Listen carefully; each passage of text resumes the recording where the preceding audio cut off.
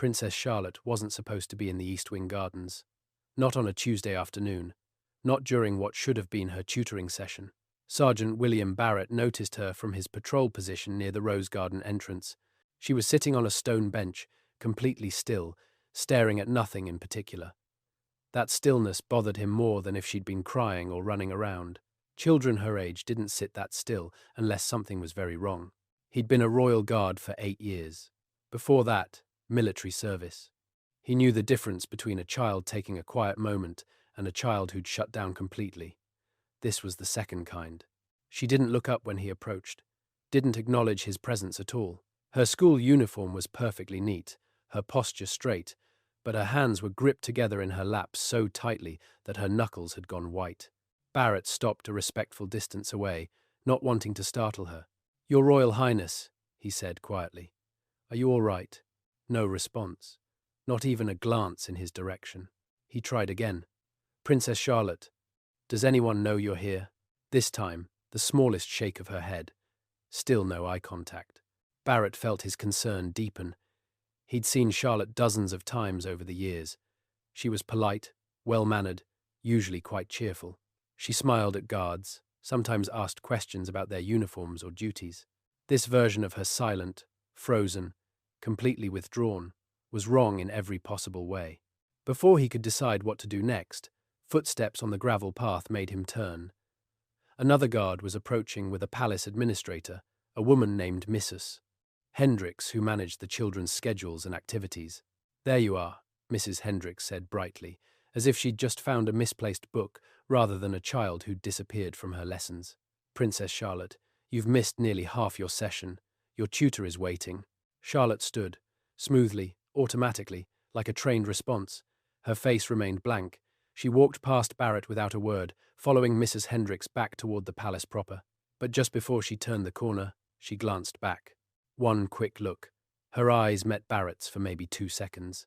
In that brief moment, he saw something that made his chest tighten. Fear, raw, unguarded fear from a child who was otherwise maintaining perfect composure. Then she was gone. Barrett stood in the garden for another minute, processing what he'd just witnessed. Part of him wanted to follow, to ask more questions, to understand what had frightened her so badly, but protocol existed for reasons.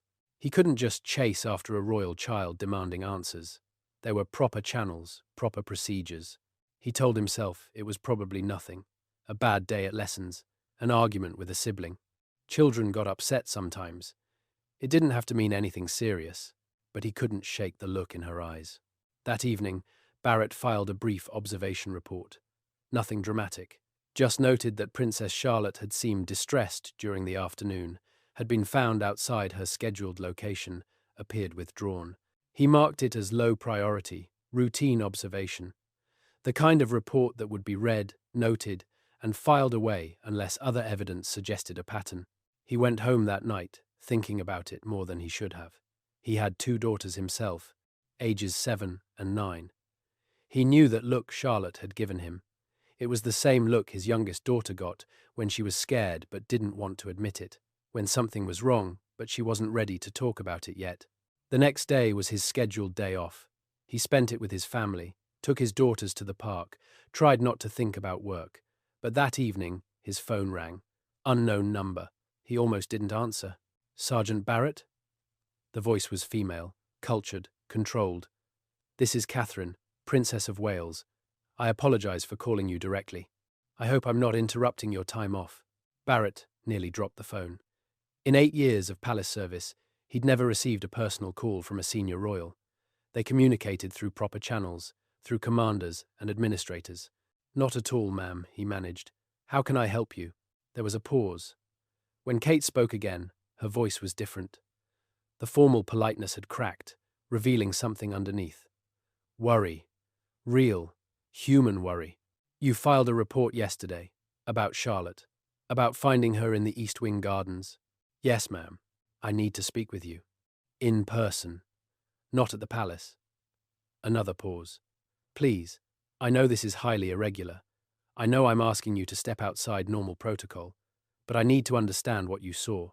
Barrett's mind raced. This wasn't how things worked. Royal family members didn't make personal phone calls to individual guards. They didn't request private meetings off palace grounds. The fact that Kate was doing this meant something was seriously wrong. Of course, ma'am. Whatever you need.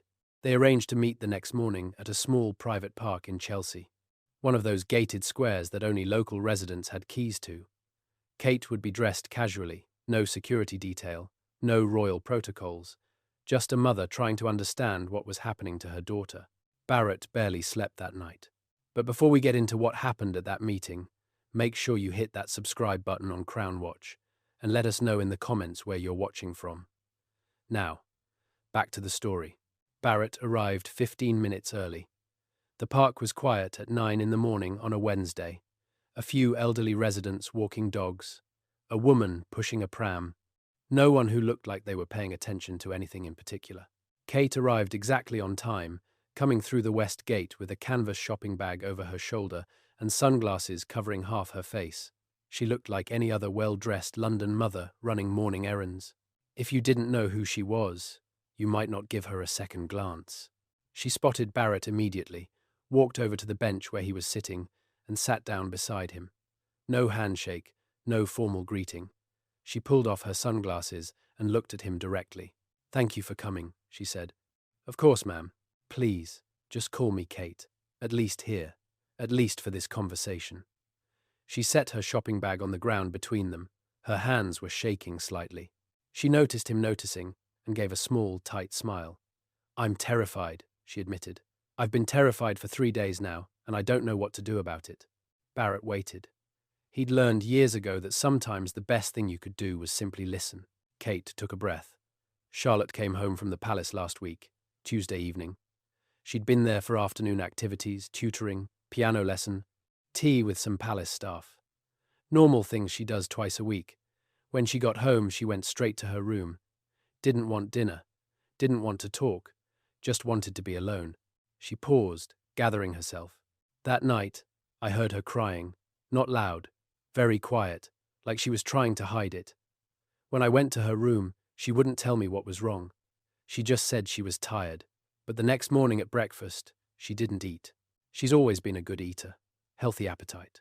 That morning, she pushed her food around her plate for 20 minutes and barely took 2 bites. Barrett watched Kate's face as she spoke. This wasn't a royal giving a statement. This was a mother describing her child's pain, and it was clearly tearing her apart. I asked if something had happened at school. No. Asked if she'd argued with George or Louis. No. Asked if she was feeling sick. No. She just kept saying she was fine. Everything was fine. But I could see it wasn't. Kate's voice cracked slightly. "I know, my daughter. I know when something is wrong." "Did she go back to the palace after that?" Barrett asked. "Yes. Yesterday afternoon. Same schedule as always. And when she came home..." Kate stopped, pressed her fingers to her eyes for a moment. "When she came home, she was worse. Much worse. She went straight to her room again. This time, when I went to check on her, she was sitting on her bed, completely still, staring at nothing. Just like when I found her in the gardens," Barrett finished quietly. Kate nodded. "I read your report. William has access to all security reports concerning the children. When I saw that you'd noted Charlotte appearing distressed, withdrawn, found outside her scheduled location, I knew something had happened at the palace. Something she's not telling me."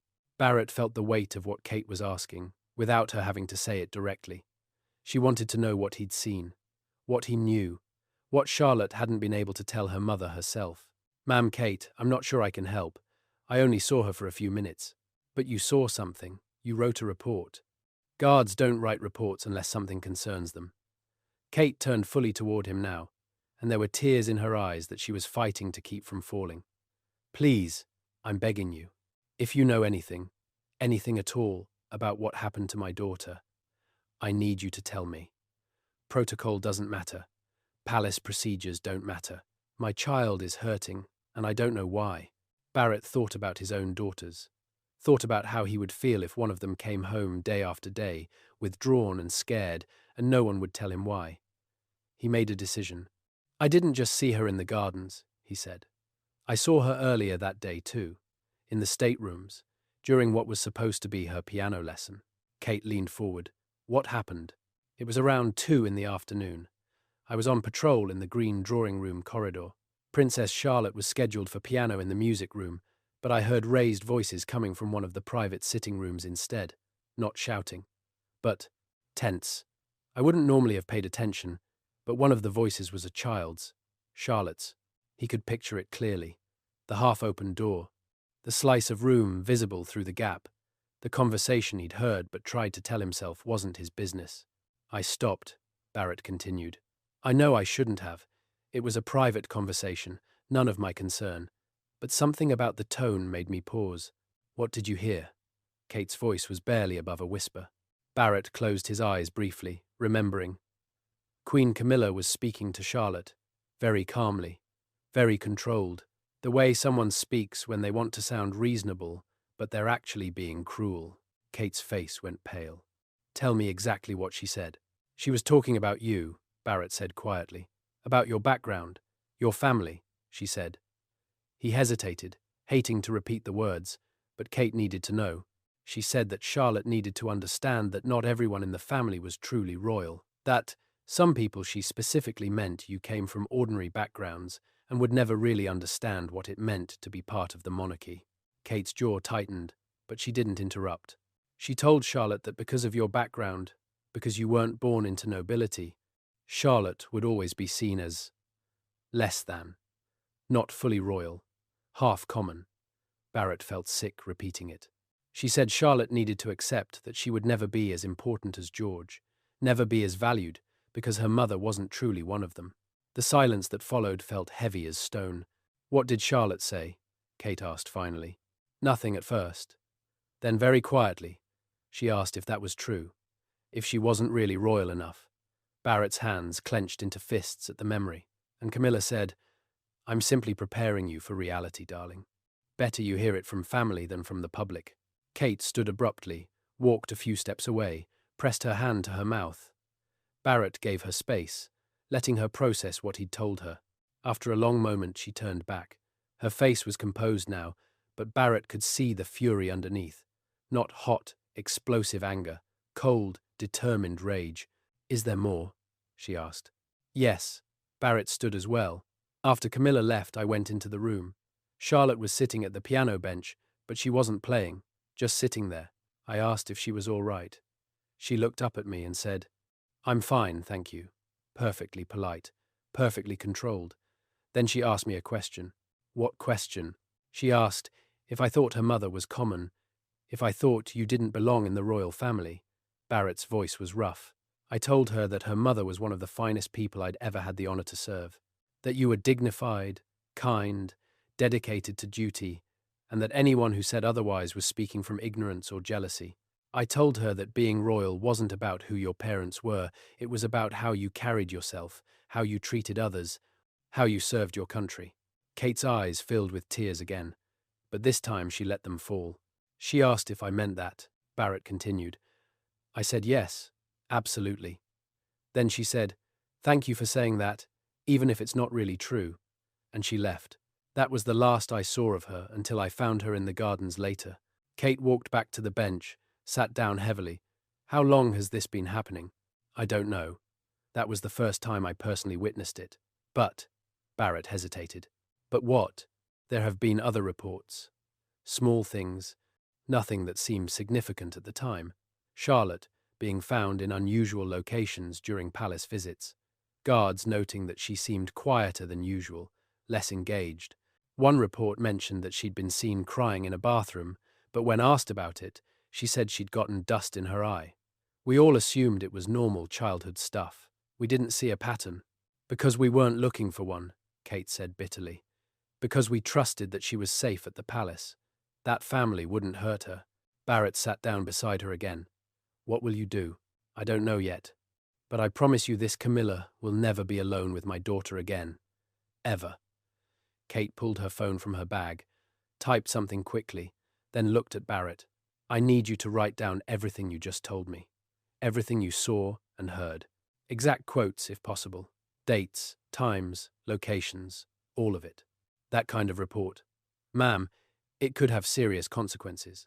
Palace politics, media attention. I don't care. Kate's voice was steel.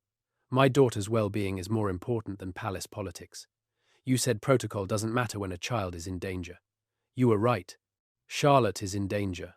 Maybe not physical danger, but psychological, emotional danger. And I will use every resource I have, break every protocol I need to break, to protect her. She stood, picked up her shopping bag. Can you have that report to me by tonight? Yes. Thank you, truly. She put her sunglasses back on. And Sergeant Barrett, what you told Charlotte that day about what makes someone truly royal, that was exactly right. I hope you know that. Then, she was gone, walking back through the park gate, just another mother on her morning errands. Barrett sat for a while longer, thinking about what he'd just set in motion.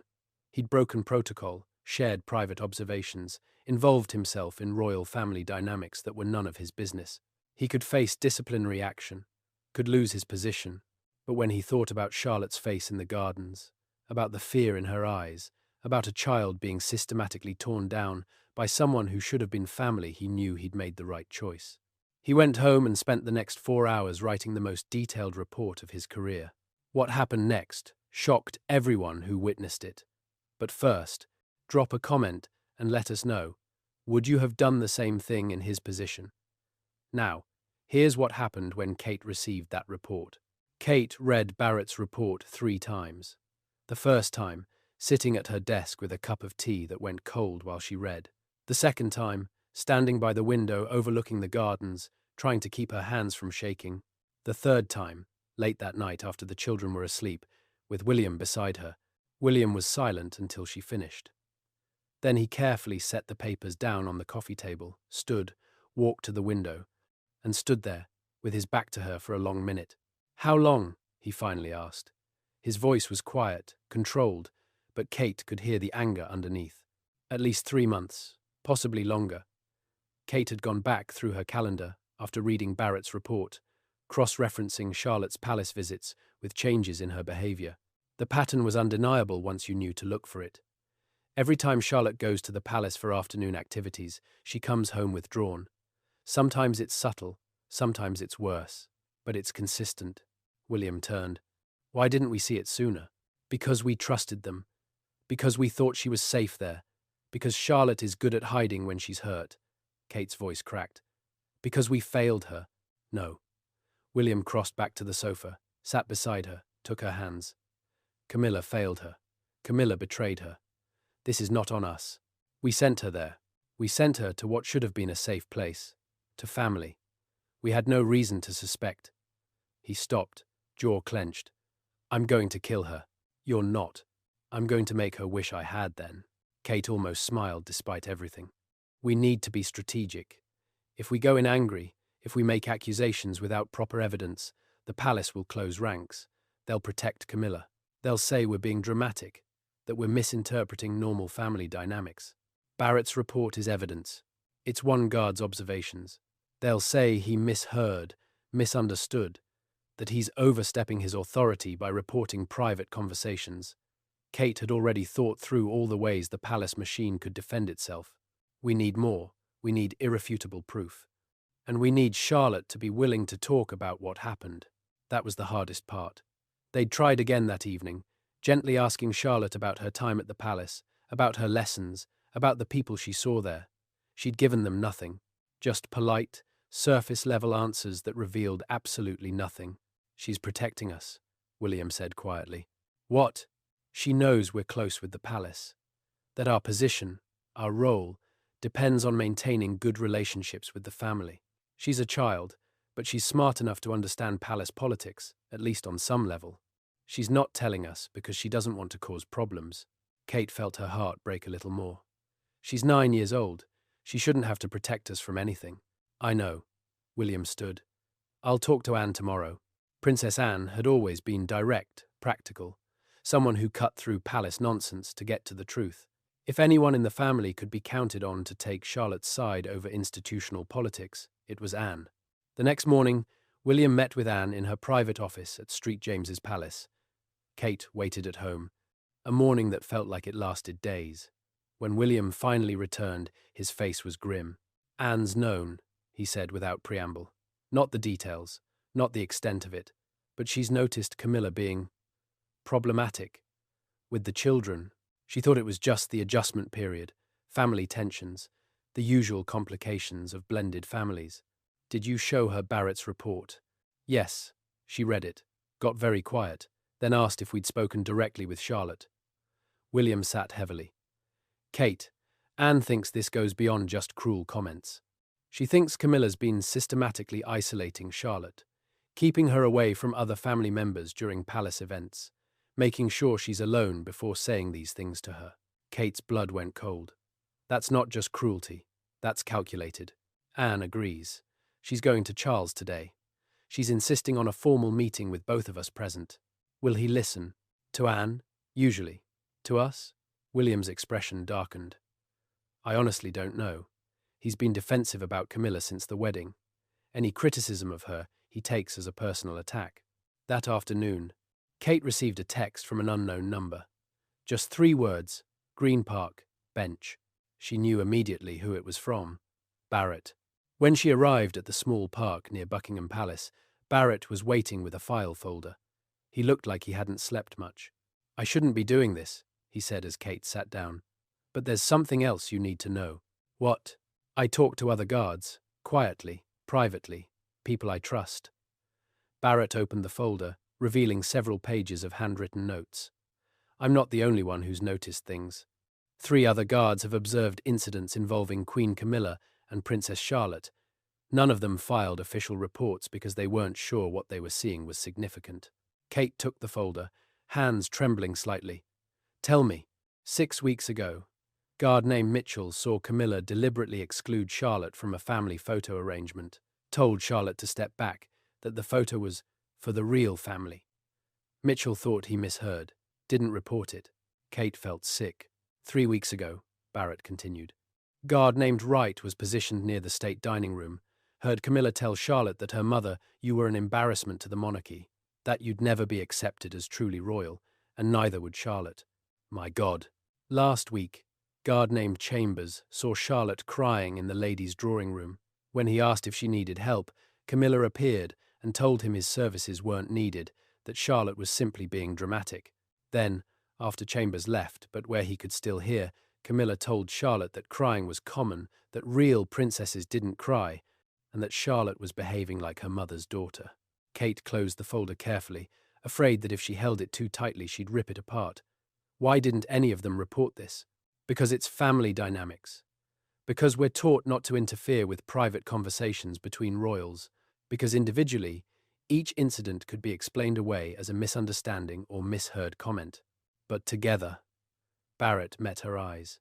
Together, it's a pattern of deliberate psychological abuse. There. He'd said the word Kate had been avoiding in her own mind. Abuse. It sounded so harsh, so extreme, but that's what this was. Systematic, calculated, ongoing abuse of a child. These guards, Kate said. Are they willing to make official statements? They are now. After I explained what we're seeing, after they understood they weren't the only ones who'd witnessed concerning behavior, yes. They're willing. Kate carefully placed the folder in her bag. Thank you. This is beyond what I should have asked of you. You're putting your career at risk. Barrett shrugged. I have daughters. If someone was doing this to them, I'd want someone to speak up. Career doesn't matter as much as doing the right thing. Kate stood, but hesitated before leaving. Charlotte asked you if you thought I was common, if I didn't belong. She did. What you told her about what makes someone truly royal, did she believe you? Barrett was quiet for a moment. I think she wanted to. But when someone you're supposed to trust, someone in authority, tells you something often enough, especially when you're young, it's hard not to believe it, even when you know it's wrong. Kate nodded slowly. That was what scared her most. Not just what Camilla had done, but the lasting impact.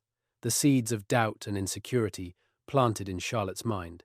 The damage that might take years to undo. That evening, the meeting with Charles took place in his private study at Clarence House. William, Kate, and Anne on one side.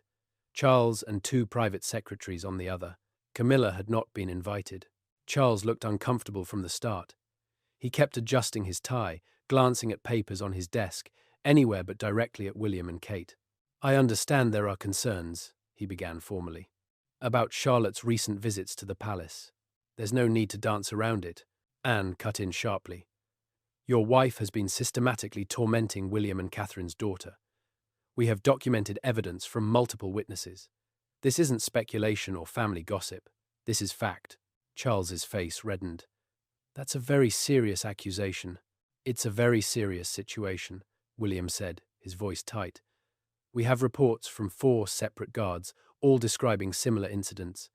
Camilla has been telling Charlotte that Kate isn't truly royal, that Charlotte is somehow less than because of her mother's background, that she doesn't really belong in the family. Kate pulled out the folders, Barrett's detailed report, and the additional witness statements. She set them on Charles's desk. Read them, all of them, then tell me if you still think this is just family tensions. Charles picked up the first report. As he read, his expression shifted from defensive to concerned, to finally, something that might have been genuine distress. The room was silent except for the turning of pages. When he finished, he sat back in his chair heavily. I didn't know, or didn't want to see. Anne's voice was harsh, but not unkind. Charles, you know Camilla has struggled with public perception. You know she's been sensitive about her position in the family. Did you never consider that she might take those insecurities out on others? She's had difficulties adjusting to her role, Charles said quietly. The public scrutiny, the comparisons to Diana, the constant criticism, it's been hard for her. I hoped that with time it would improve. So you knew she had issues, William said, his voice dangerously calm. You knew she was struggling, and you still allowed her unsupervised access to our children. She's family. She's the queen consort. I didn't think. That's the problem. Kate spoke for the first time since presenting the evidence. Her voice was steady, but there was steel underneath. You didn't think. You prioritized protecting Camilla over protecting Charlotte. And now, my daughter has been traumatized by someone who should have been family. Charles flinched. What do you want me to do? I want Camilla to have no unsupervised contact with any of our children. Ever. Kate's voice was absolutely firm. I want a formal investigation into these incidents. I want the guards who witnessed this protected from any retaliation. And I want Camilla to understand that if anything like this ever happens again, I will go public with everything. Palace reputation be damned.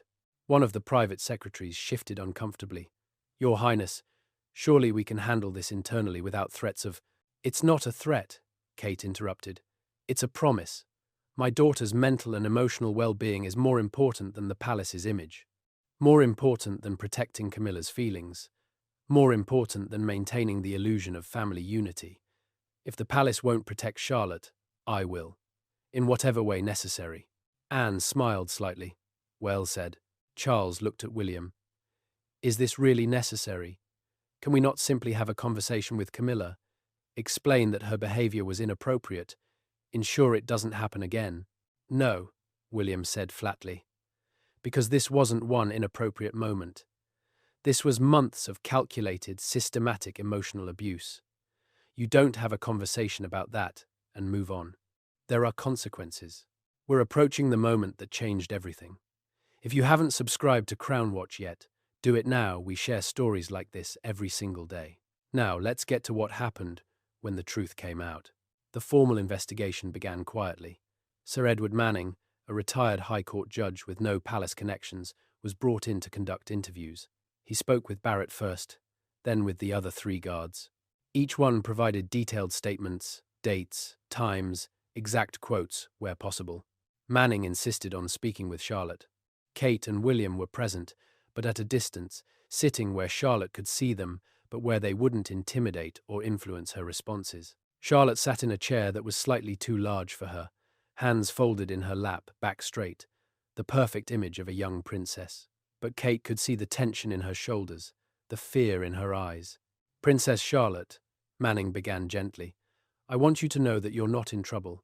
No one is angry with you. We're simply trying to understand some things that may have happened during your visits to the palace. Do you understand? Charlotte nodded. Can you tell me about your afternoon activities at the palace? What you usually do there? Piano lessons, sometimes tutoring, tea with palace staff, reading in the library sometimes. Her voice was quiet but steady. Do you enjoy these visits? A pause. Sometimes. Only sometimes? Charlotte's hands tightened in her lap. Kate wanted desperately to go to her, to hold her, to tell her she didn't have to do this. But Charlotte needed to tell her story in her own words. "Can you tell me about the times when you don't enjoy the visits?" Manning asked. "I don't want to get anyone in trouble." "You won't. I promise. This is about understanding what happened, not punishing you for anything." Charlotte looked past Manning to where Kate and William sat. Kate gave her the smallest nod of encouragement. Charlotte took a breath. "Sometimes Queen Camilla talks to me," she said, "when no one else is around. She says things." "What kinds of things?" "About Mummy." Charlotte's voice got even quieter. "About how Mummy isn't really royal. About how that means I'm not really royal either. Not like George will be. She says people will always see me as less." Manning wrote notes without reacting. "How did that make you feel?" "Sad and confused. Because Mummy is kind and good at everything, and everyone loves her. But Queen Camilla is the queen, so I thought maybe she knows things I don't know. About how royalty works." Kate bit her lip hard, fighting tears. "Did you tell anyone about these conversations?" Manning asked. "No. Why not?" Charlotte's composure cracked slightly. "Because Queen Camilla said it was family business. She said if I told Mummy or Daddy, it would cause problems. Big problems. She said sometimes children had to learn hard truths and not everyone would understand. She said she was helping me, preparing me for reality. But it didn't feel like help, did it?" "No." Charlotte's voice was barely a whisper now. "It felt mean, but I thought maybe that's how teaching was supposed to feel sometimes. Like medicine that tastes bad but makes you better." Manning set down his pen, leaned forward slightly. "Charlotte, I need you to understand something very important. What Queen Camilla said to you was not true.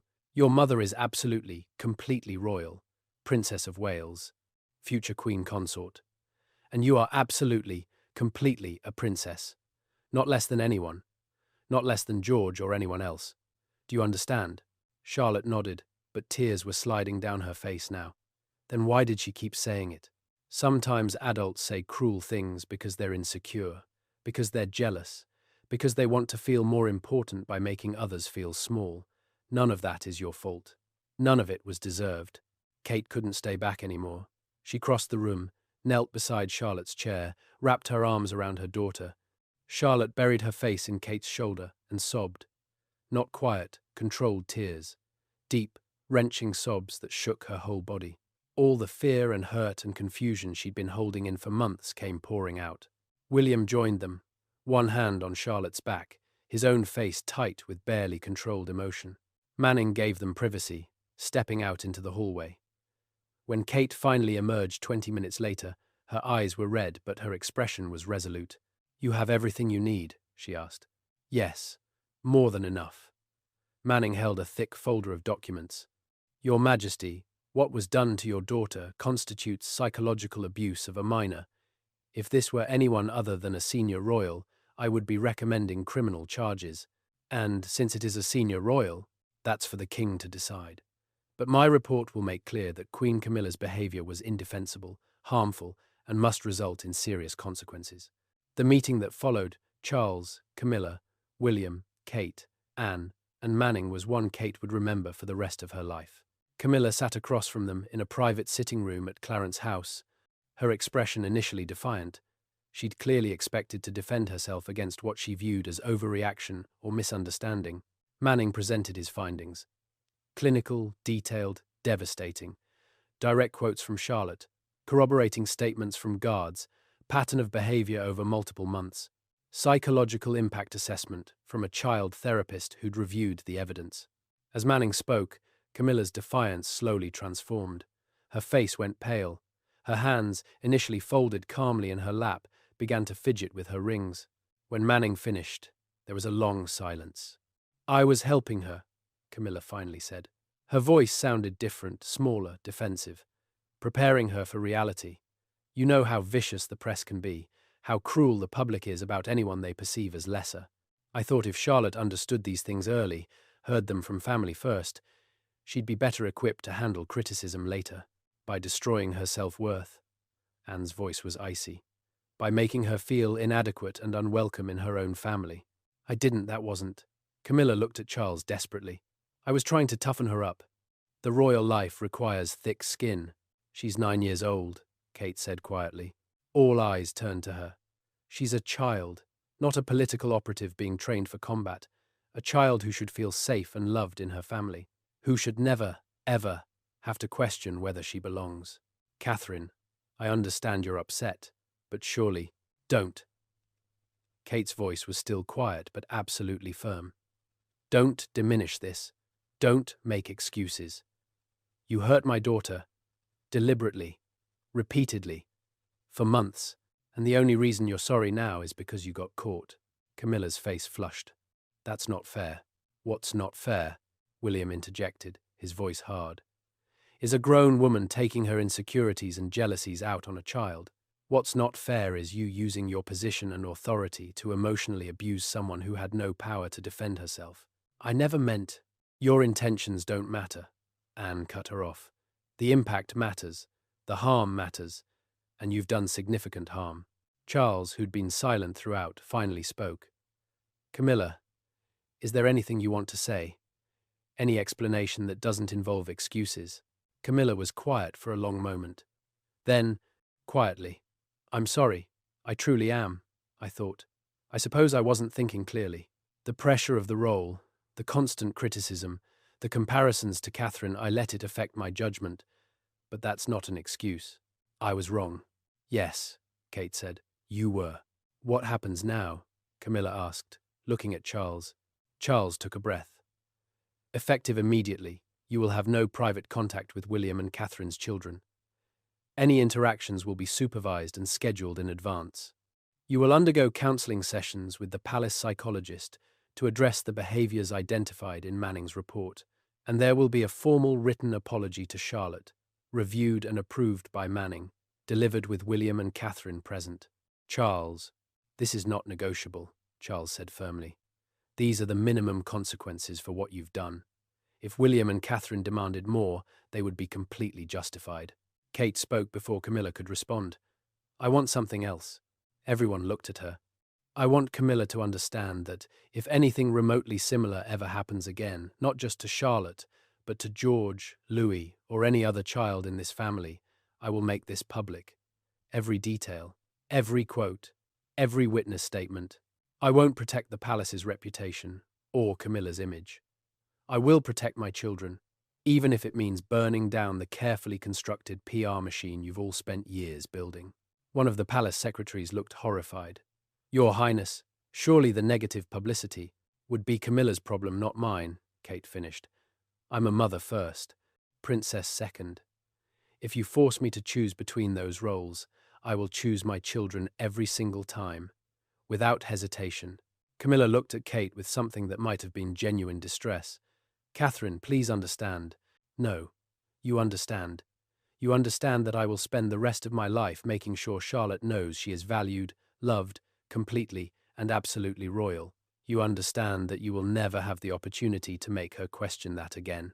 You understand that you damaged her, but you will not destroy her, because I won't let you. Kate stood. William and I are leaving. We'll expect the supervised apology arrangement within the week. Until then, stay away from our family. She walked out without waiting for a response. William followed immediately, then Anne. In the car on the way home, William took Kate's hand. You were magnificent. I was angry. You were both. He squeezed her hand. Charlotte's lucky to have you as her mother. Kate closed her eyes, leaning back against the seat. I just hope we caught it in time. I hope the damage isn't permanent. We'll make sure it isn't. We'll get her whatever help she needs. Therapy, support, time, whatever it takes. That night, after the other children were asleep, Kate went to Charlotte's room. Her daughter was in bed, but clearly not sleeping. Can I come in? Kate asked from the doorway. Charlotte nodded. Kate sat on the edge of the bed. I want you to know something. Everything Queen Camilla said to you was wrong. Completely, absolutely wrong. You are not less than anyone. You are not half anything. You are whole, complete, perfect, exactly as you are. Daddy said the same thing, because it's true, and I'm going to keep saying it until you believe it.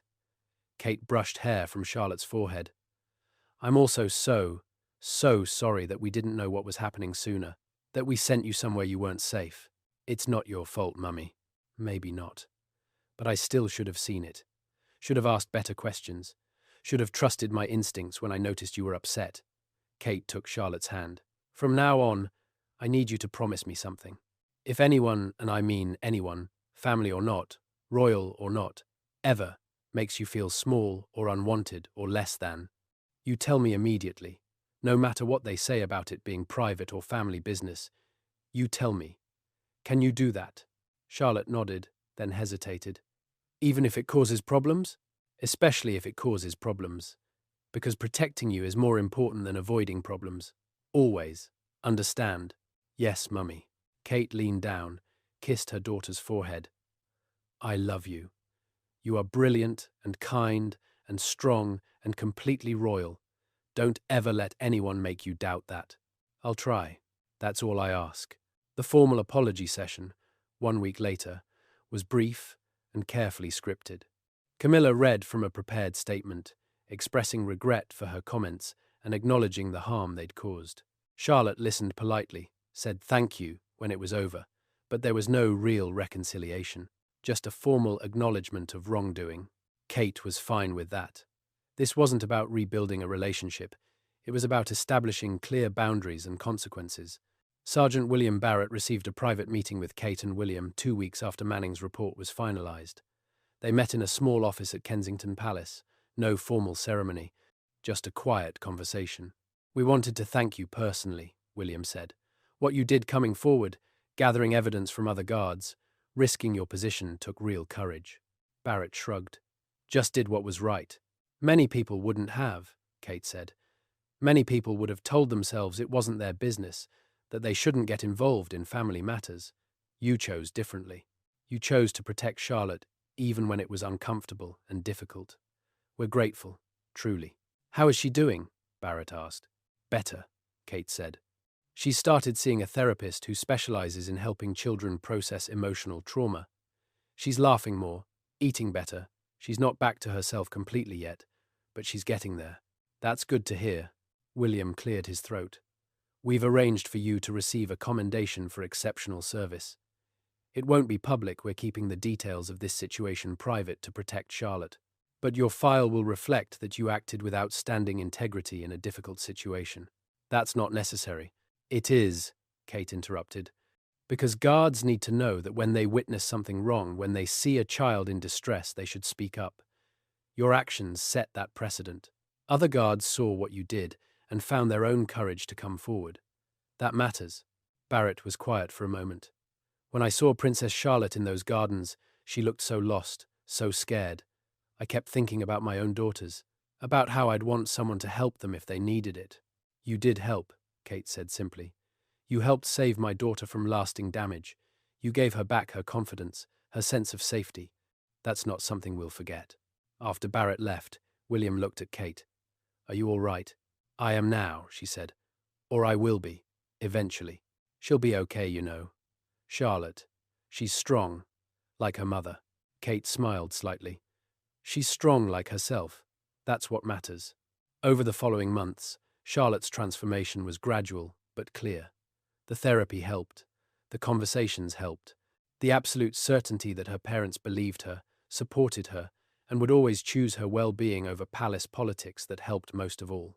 6 months after Manning's investigation concluded, Kate was in the garden at Adelaide Cottage watching Charlotte play with her brothers. Charlotte was laughing, genuinely laughing, chasing Louis around the lawn while George pretended to referee their game.